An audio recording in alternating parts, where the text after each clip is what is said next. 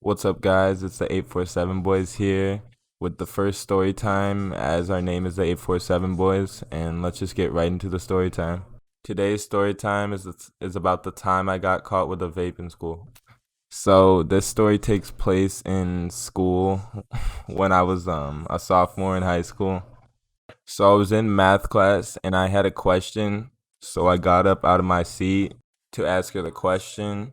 And I walk up to ask her the question, and she said she'll come back to like my little area to answer the question. And when I was walking back, my vape, it fell out, and the battery and the pod, like, they split apart. So I was thinking, do I go for the fucking battery or do I go for the pod? So I go for the battery and I walk back to my seat all fucking awkward and shit. And everyone's looking at me, and she comes back and she puts the pod on my desk.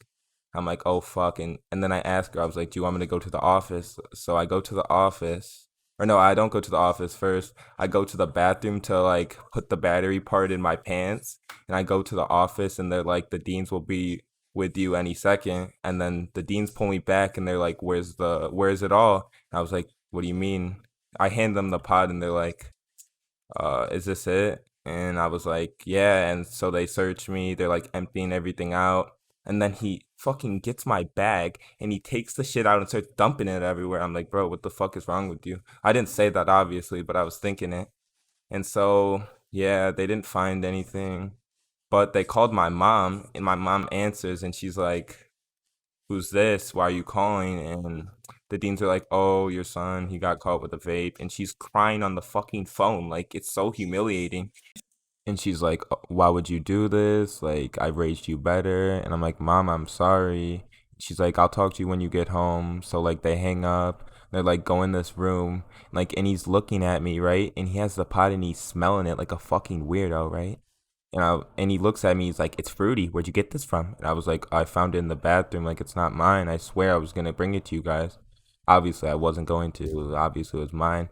But he's like, "Oh, okay." And then he puts it in like this thing, and then like a bag.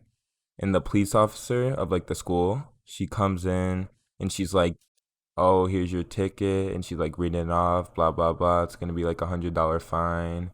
And she's like, "You're gonna have to pay this by a certain date and bring it to the police station." I'm like, okay. And I go back to class.